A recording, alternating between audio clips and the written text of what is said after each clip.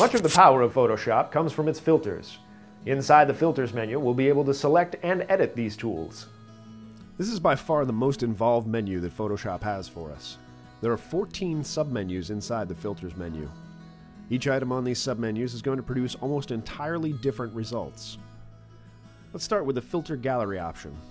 You'll find this third from the top in the Filter menu. Once you select the Filter Gallery, your image is going to open in a new window. On the right side of the window there are 6 tabs, each one corresponding to one of the Filter submenus. You can choose from Artistic, Brushstrokes, Distort, Sketch, Stylize, and Texture. Also, if you open any one of these options from the Filter menu directly, it will simply open up the Filter Gallery option. If you select any one of the categories, a visual reference will open showcasing each of the options available. The options are represented by a small thumbnail of a sailboat in the style that the filter will provide. This should give you a basic understanding of what to expect when you select the filter for your own image. Pick one of the presets here, and then your image is instantly transformed using the default settings of the filter that you've chosen. To the far right of the screen are the settings adjustments. Click the sliders and begin moving them around until you get the look that you want. Once you're done, just hit the OK button to apply your settings to the main image. When you first start out with Photoshop, feel free to spend some time in this filter gallery playing with the settings. Remember that you won't be applying these settings to your image until you press the OK button.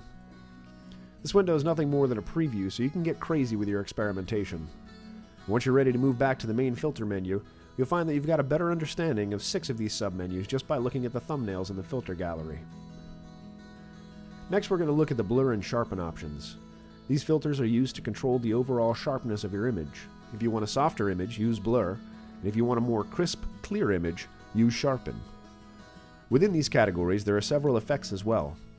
You can simulate motion, lens filters, or even a lens blur. More often than not, you're going to find that with the Blur and Sharpen tools, as with most of these filters, the more subtle changes are going to be the most effective. We're going to be revisiting these filters several times in the more advanced classes. The Render menu allows us to generate some interesting shapes and patterns with the Fibers, Clouds, and Difference Clouds options that we can then use as the basis for various effects in later work. We can also generate really basic lens flares, but quite frankly, there are other programs within Adobe's Creative Suite that will do a much better job of this. Also, the integration with Photoshop is extremely easy.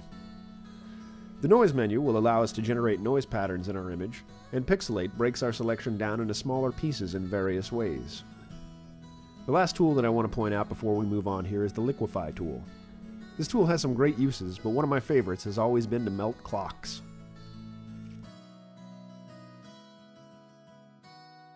That's all for now. Please remember to comment, rate, and subscribe below, and if you have any questions, send them to requests@mahalo.com. Thanks for watching.